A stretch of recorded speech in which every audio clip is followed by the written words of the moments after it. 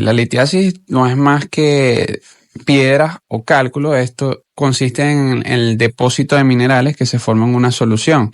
Puede haber cálculos como la orina, por ejemplo, una solución.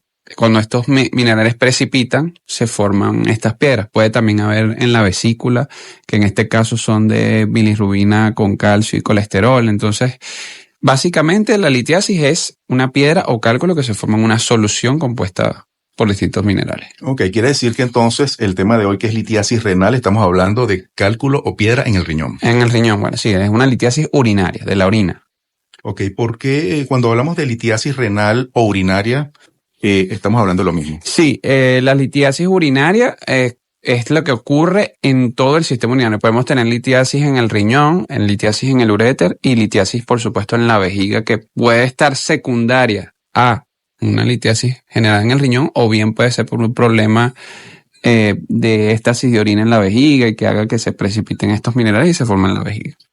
¿Cómo ocurre todo esto? ¿Cómo se produce la litiasis renal? Ok, la litiasis es producto de un desbalance de todos estos minerales y electrolitos que constituyen a la orina. Cuando hay una tendencia, por cualquiera que sea la causa, de que se concentre una mayor cantidad de un mineral específico, podemos dar lugar a que este mineral o este electrolito cristalice o precipite entre sí y forme el cálculo. Hay situaciones patológicas como una orina muy ácida que pueden hacer que sea más fácil para que eso ocurra, como también puede haber alguna tendencia por el paciente por alguna enfermedad metabólica. Está demostrado también que hay una tendencia genética o hereditaria de padecer de cálculos. De hecho, se dice que entre el 45 y 55% de los pacientes que tienen litiasis tienen al menos un antecedente familiar directo que también tiene litiasis renal. Por supuesto, el estilo de vida, los hábitos tienen mucho que ver con la formación de litiasis. ¿La alimentación dentro de todo esto qué peso tiene? Bueno, hay muchas teorías. Lo primero es un tema más de hábitos. El primer hábito en el cual falla la persona que es formadora de litiasis es en la ingesta de líquido. Recordemos que la orina es un ultrafiltrado de la sangre. Entonces, estamos constituidos, el ser humano está constituido un 60% agua. Y si la ingesta de agua es inadecuada, el organismo sabiamente no se va a privar de ese líquido para dárselo a la orina, que la orina es una solución con elementos de desecho. Entonces vas a crear una orina más concentrada y vas a dar la posibilidad de que estos minerales precipiten entre sí y se forme el cálculo. ¿Cuáles son los síntomas? ¿Qué siente una persona con litiasis? O no sé si en algún punto puede ser asintomático. Sí puede ser asintomático, sobre todo. Tenemos que partir de que esto es una enfermedad crónica. Esto no es que de un día para otro apareció una piedra. Siempre esto se va formando poco a poco. No, al principio no da síntomas. Da síntomas es cuando este cálculo, este lito adquiere un tamaño importante y como está en el sistema colector, que es donde cae la orina, ocupa un espacio, puede moverse, puede generar dolor. Pero es peor cuando este lito se mueve hacia el uréter, que es la desembocadura del sistema colector para trasladar la orina a la vejiga. Cuando eso ocurre, puede impedir el paso de la orina, aumentar la presión dentro del riñón. Esto genera el famoso cólico nefrítico, que es un dolor que algunos describen incluso peor que un parto o que una fractura, en el cual ese dolor es generado por ese aumento sostenido de la presión del riñón, tratando de expulsar la orina que le impide hacerlo este lito. Entonces, ese básicamente es el síntoma. Otros síntomas puede ser, como está asociado a infecciones urinarias, un síntoma inicial puede ser una infecciones urinarias, una paciente que haga pielonefritis o una paciente que tenga una infección urinaria que sea persistente. Y bueno, cuando ya lo comienzas a estudiar te das cuenta de que existe una litiasis. Cuando hablamos de litiasis renal o cualquier litiasis, ¿esto se considera grave? Eso va a depender primero de la ubicación del lito, por supuesto, como les acabo de comentar.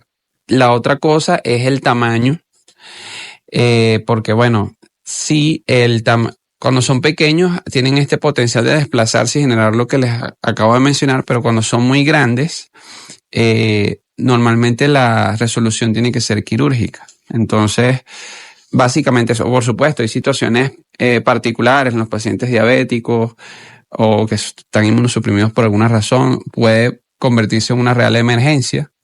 En los pacientes que son monorrenos, que tienen un solo riñón, esto puede ser una emergencia que tengamos que entrar de inmediato a tratar de derivar ese riñón para que no caiga en insuficiencia renal, entre otras situaciones. Cuando hablamos de litiasis renal, ¿en todos los casos se produce infección o no necesariamente es así?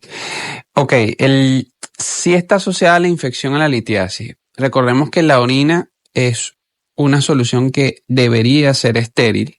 Entonces, la presencia de un cálculo en el tracto urinario hace que se comporte como que contamine, ¿ok? Que sirva como un cuerpo extraño. Entonces, sirve de asiento para bacterias. Hay situaciones, de hecho, la infección también puede generar litiasis. Hay bacterias que producen una enzima que se llama ureasa, que desdobla la urea en amonio, torna más ácida la orina, y eso va a hacer que el cálculo crezca o haya más cálculo. Incluso hay un cálculo de una composición determinada que se llama estrubita, que son cálculos infecciosos. Entonces, es un círculo vicioso. O sea, ahí estaríamos en el tema de quién fue primero, el huevo o la gallina. Entonces, pero las dos, por lo general, cuando hay litiasis, hay infección urinaria o hay bacterias en la orina. ¿Cómo se trata la litiasis renal? Bueno, si vamos a hablar del tratamiento médico, todo va a depender primero de, como les mencioné, del tamaño. Hay ciertas consideraciones que uno toma en cuenta, bueno, examen de orina, urocultivo, si el paciente es diabético, la ubicación de la litiasis, si es microlitiasis, que son cálculos muy pequeños que no necesariamente hay que operar. Entonces, uno puede manejarlo de forma médica.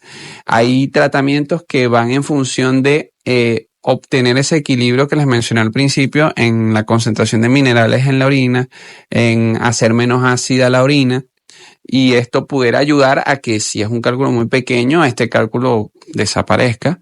No, mucho cuidado con el tema de que disolver el cálculo, porque no es que se disuelva, sino que como logramos obtener este equilibrio, entonces ya este fenómeno que favorece la cristalización de estos elementos se detiene, entonces el cálculo puede desaparecer. Y también, por supuesto, con los cambios en la dieta, el estilo de vida.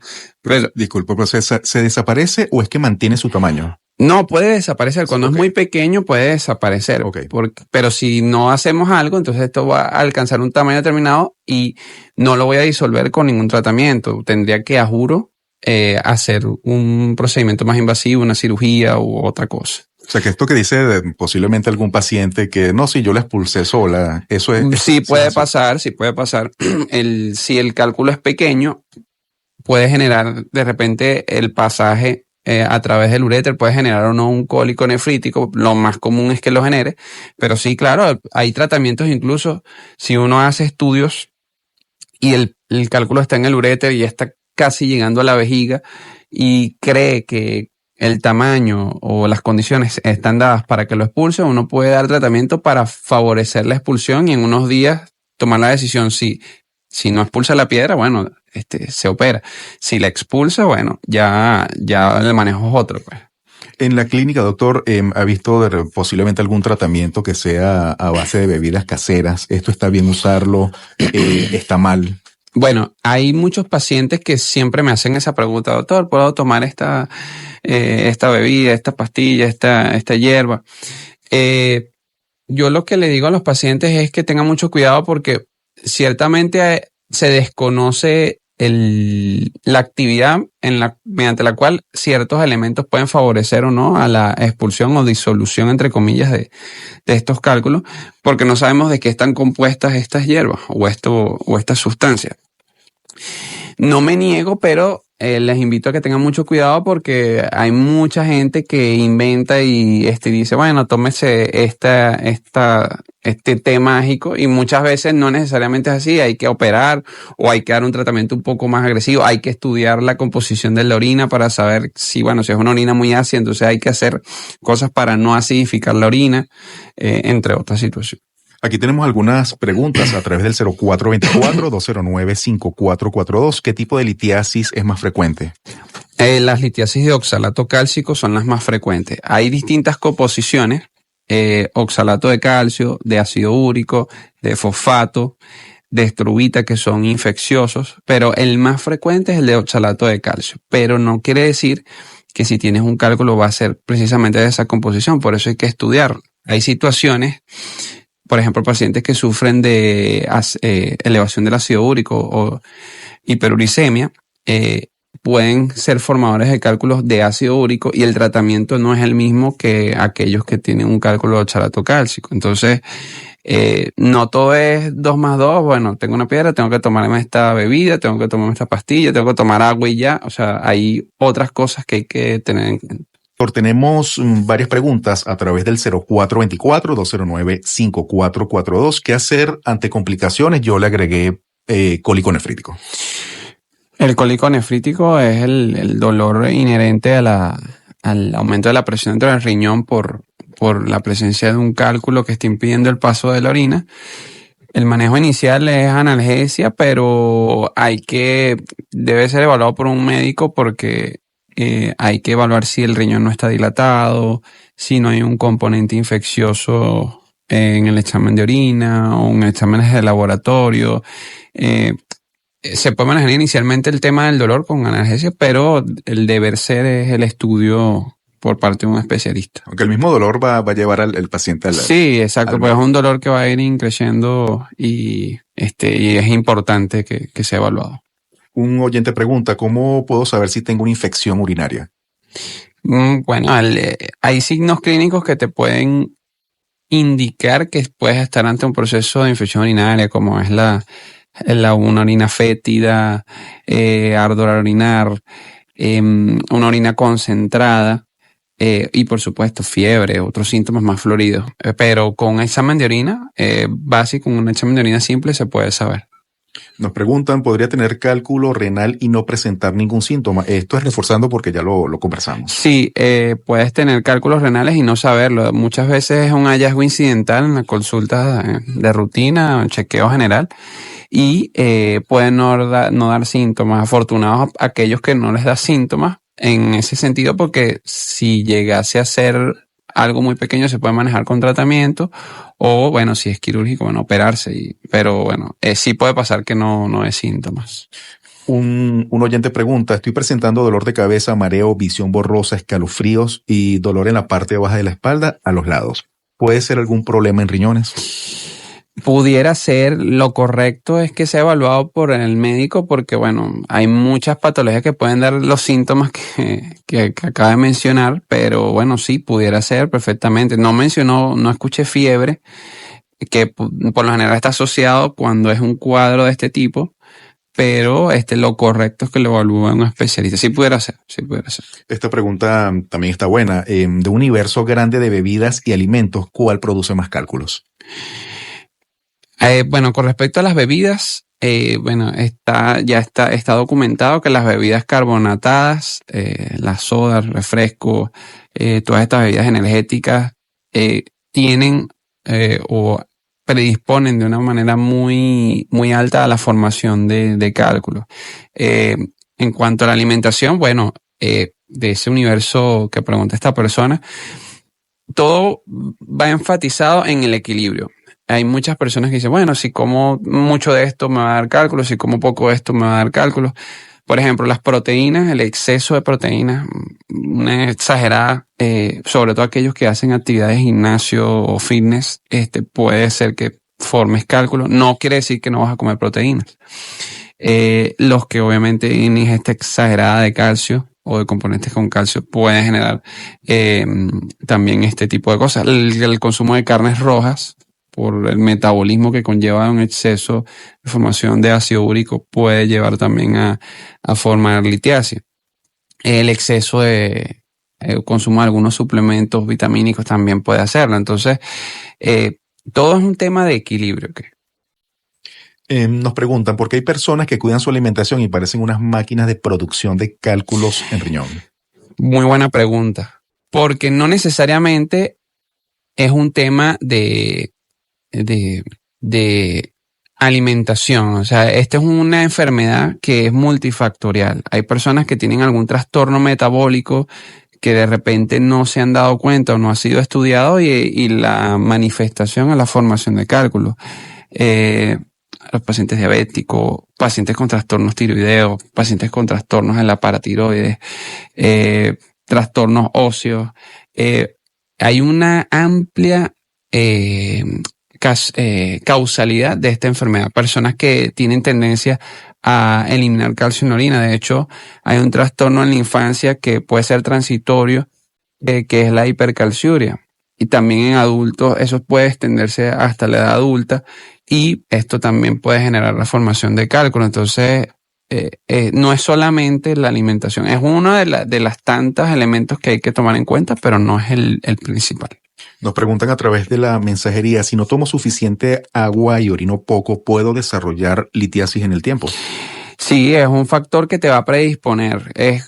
Hay un número de factores, ya les hablamos de la alimentación, le hablamos de la parte metabólica. Sí, claro, como les dije al inicio, el agua es el principal constitutivo de nuestro organismo, da más del 60%. Entonces, si tomamos poca agua, esta orina, que es un ultrafiltrado de la sangre con elementos de desecho, va a estar más concentrada. Entonces, por supuesto, va a haber precipitación de los minerales y cristalización. Va a haber un tránsito más lento de la orina, lo que va a dar lugar a que esa cristalización sea mayor. Vas a dar chance también a que generes infección urinaria por el éstasis de orina, entre otras situaciones. Un oyente pregunta, ¿tengo que dejar de comer lácteos y quesos? No, esto es una pregunta muy buena y muy importante. La mayoría de los pacientes, cuando yo los veo en la consulta, que vienen con un cólico nefrítico, que tienen una semana, yo los detecto en el inicio porque vienen con un termo. Ya saben, ya uno se presume que es como un tema de esta índole. Y lo primero que te dicen, no, doctor, tengo ya 2 semanas sin comer queso, sin comer leche.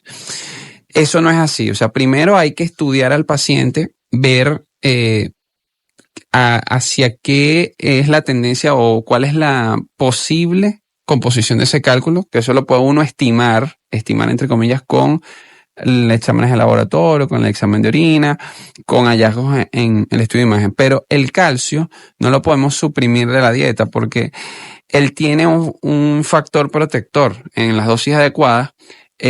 Si lo eliminamos, entonces vamos a eliminar más oxalato. Entonces, y el oxalato también se va a precipitar y va a formar cálculos. Entonces, no puedes suprimir. Además que vas a tener otros eventos si lo haces de forma crónica, como es la desmineralización del hueso, osteoporosis, osteopenia. Entonces, esta resorción del hueso puede incrementar el calcio de forma indirecta en la sangre y hacer que tengas un efecto contrario al que presumes que estás buscando con eliminando el calcio, que entonces vas a eliminar más calcio y vas a formar más cálculos. Entonces hay que tener mucho cuidado con eso. Siempre le digo al paciente que tiene que tener mucho acompañamiento de las distintas especialidades, no solo el urólogo, el nefrólogo, el nutricionista, el endocrino, el internista, porque hay que ver también si no hay otras enfermedades en juego o otras situaciones que estén condicionando y no puedes tomar esa decisión, no voy a tomar más queso, no voy a tomar más leche, porque también entonces estás sumando otros problemas. Doctor, algunas preguntas adicionales que nos hacen a través de la mensajería. ¿Favorece de alguna manera la vitamina C? Por supuesto, todo enfocado en esta condición. Si pudiera favorecer en el tema pero favorece como protección de litiasis o favorece para... No especifican. Ok, bueno, hay que tener mucho cuidado porque el ácido ascórbico o vitamina C, ella en exceso, por supuesto, puede desviarse a la formación también de oxalatos y generar litiasis. Un consumo adecuado, yo recomendaría 500 miligramos o menos, sería mucho mejor porque ya más de 1500, más de 2000 al día, aparentemente hay estudios que dicen que puede favorecer a la formación de litiasis. Hay que tener mucho cuidado con estos suplementos. Nos preguntan, ¿con un eco abdominal se puede saber si esta persona tiene un cálculo renal? Sí, claro, sí se puede. En el eco abdominal estamos también evaluando estructuras retroperitoneales y el riñón es una, y claro, podemos verlo. Aunque siempre debe ser acompañado de la evaluación del especialista y el estudio idóneo para determinar el exacto tamaño, la densidad del cálculo y todo eso es la tomografía, una Eurotac. Pero bueno, eso debe ir correctamente indicado por un especialista. Una persona pregunta, ¿debo eliminar la sal y azúcar de la dieta en esta condición? No necesariamente. Sí, el exceso de sal, por supuesto, tiene muchas implicaciones a nivel en el organismo y por supuesto, el consumo elevado, el uso del salero, sí va a predisponerte a formar cálculos. Entonces hay que tener mucho cuidado con la ingesta de sal. El tema del azúcar, bueno, no necesariamente está relacionado con la litiasis, pero por supuesto el consumo de exceso de carbohidratos va a traerte otras complicaciones metabólicas que puedan conllevar indirectamente a la formación de litiasis. Saludo a la amiga Blanca Maíz, que también nos pregunta, ¿es cierto que se regenera la vesícula? Esta pregunta no tiene mucho que ver con el riñón. Bueno, supongo que está hablando de litiasis de la vesícula. No, bueno, la litiasis de la vesícula es otra cosa totalmente diferente. Tiene que ver con la bilirrubina, el colesterol. De hecho, el colesterol forma parte del 30% de estos cálculos. Y una vez que la solución en este caso particular es la remoción de la vesícula, y no, la vesícula no se regenera, ya eso está eliminado. Por supuesto hay unos cambios desde el punto de vista gastrointestinal que bueno, que ya la especialidad, que en este caso es cirugía general, gastroenterología, tendrían que evaluar, pero no se regenera. ¿Qué paciente es candidato para una operación cuando tiene litiasis renal y cuál paciente no es candidato? Una vez que nosotros hacemos los estudios de extensión a estos pacientes, el examen de orina, exámenes de laboratorio, los estudios de imágenes, en especial la tomografía, de acuerdo al tamaño y a la ubicación de la litiasis, decidimos si se opera o no. Estamos hablando de un escenario electivo donde no hay una emergencia, ¿no? Entonces, si es un cálculo, por lo general los cálculos de más de 1 centímetro que están ubicados en el riñón, los podemos tratar quirúrgicamente, o si son más grandes. Cálculos más pequeños que generen dolor, que estén ubicados en un sector del riñón que no necesariamente va a generar obstrucción, pero que no va a salir de allí, como es el cáliz inferior, también tienen opciones quirúrgicas. Entre las opciones quirúrgicas está la que está en boga ahorita en cálculos de menos de 2 centímetros, es la cirugía intrarrenal retrógrada, que es que con equipos muy finos, flexibles, se accede por el tracto urinario, por donde usted orina, se asciende por el uréter, se llega al riñón y se ubica la litiasis, y con energía láser se fragmenta o pulveriza este cálculo.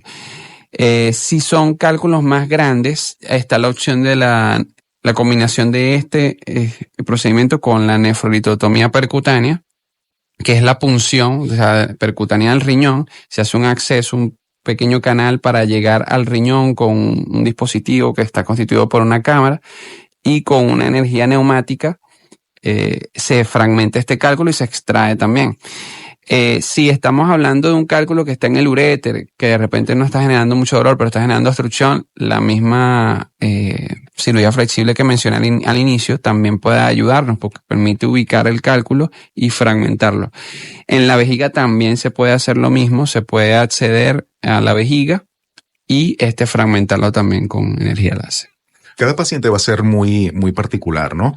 Pero ¿un paciente con litiasis renal tiene alguna condición en la dieta durante este proceso y después o posterior a una operación, por ejemplo? Bueno, lo primero de las recomendaciones, sí, esas recomendaciones generales de las que hemos hablado ampliamente en el programa, son para todo paciente con litiasis, pero cuando uno interviene o opera un paciente con litiasis, normalmente tratamos de hacer un estudio cristalográfico de esa piedra. Incluso ese fragmento de cálculo lo mandamos a estudiar en laboratorio y nos va a decir, bueno, mira, este cálculo tiene 80% calcio, 20% oxalato, o es de ácido úrico, o es de estruvita. Entonces, en función de eso, nosotros vamos a enfocarnos a tratarlo. Entonces lo derivamos al nutricionista, lo derivamos al endocrinólogo, de acuerdo a eso, para que no vuelva a a formarlo, porque puede volver a tener, hay pacientes que